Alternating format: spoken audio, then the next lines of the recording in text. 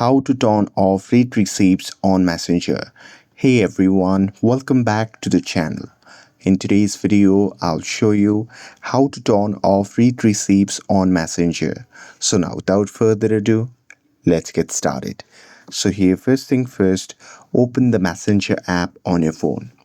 And now here once you're inside the app, just tap on the three dash icon shown in the bottom right corner of the screen. And now here once you're inside the settings section, what you can do is you can just tap on settings option. And now from here you can simply scroll down, and from there you can just tap on privacy and safety.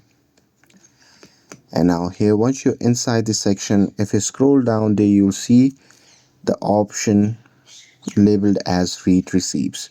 So just tap on it. And now here in this section, as you can see, I have already turned off this option, but if you have enabled it, to turn it off you just have to toggle off this option. And that's it.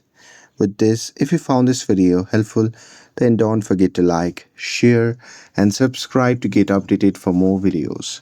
Thanks for watching, and I'll see you in the next video.